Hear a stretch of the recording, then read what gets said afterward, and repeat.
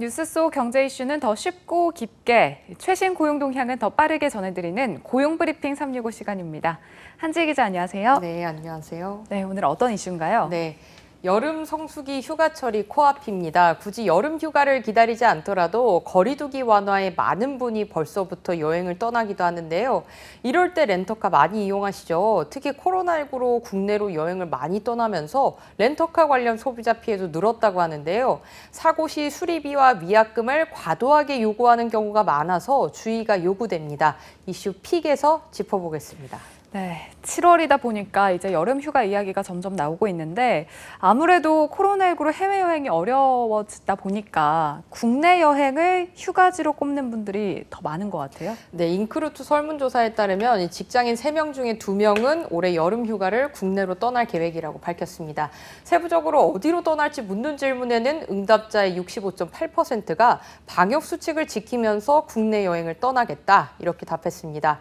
그리고 호텔로 바캉스를 떠나는 호캉스, 집에서 휴식을 취하겠다는 집콕파, 자기 개발을 하겠다는 답변도 뒤를 이었습니다. 네, 이렇게 코로나19 때문에 국내 여행 수요가 늘면서 렌터카 수요도 같이 많아지다 보니까 예약이 정말 힘들다라고 하더라고요. 네, 그렇습니다. 제주도 같은 경우에는요, 렌터카를 구하는 게 하늘의 별 따기다 이런 이야기까지 나올 정도인데요.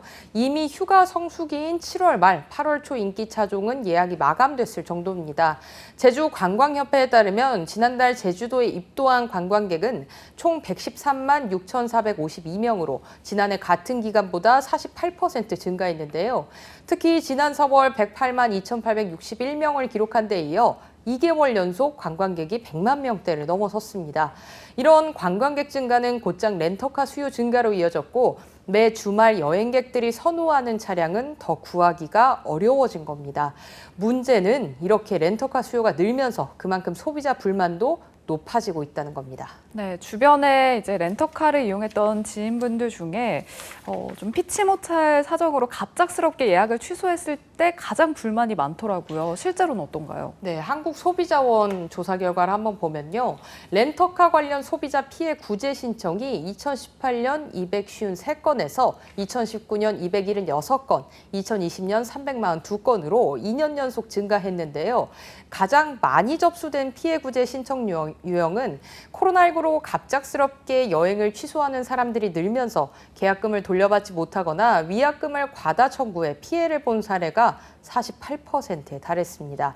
두 번째로는 사고 발생 시에 렌터카 수리비를 과다하게 청구되는 사례도 증가 추세입니다. 네, 이게 위약금이 렌터카 업체마다 조금씩 기준이 다른 걸로 알고 있는데 그렇다면 원래 위약금은 어느 정도 수준이어야 맞는 건가요? 네, 이 보통 렌터카 업체에서 홈페이지에 들어가 보면요.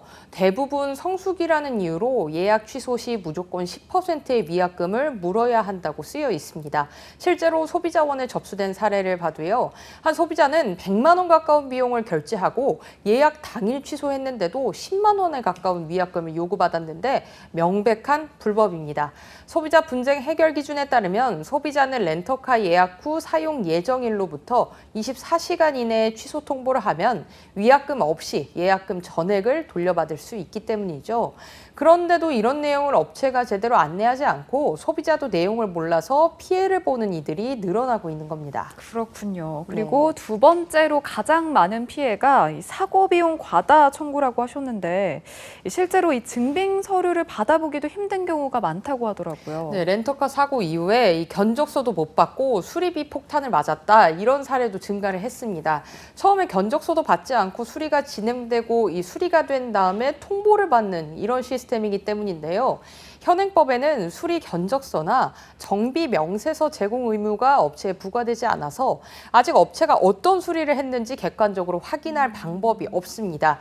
이렇다 보니까 소비자들은 업체가 요구하는 비용을 줄 수밖에 없고 세부 내역을 알 수 없으니 답답함만 큰 겁니다. 소비자원 조사에 따르면 실제로 렌터카 수리지 제공받고 싶은 자료로 많은 소비자들이 차량 수리 견적서와 정비 명세서를 가장 많이 꼽았습니다. 네, 뭐 즐겁게 간 여행에서 사고가 나면 기분이 안 좋은데 이렇게 과다 청구까지 받으면 너무 속상할 것 같아요. 근데 어떻게 대처를 해야 좋을까요? 네.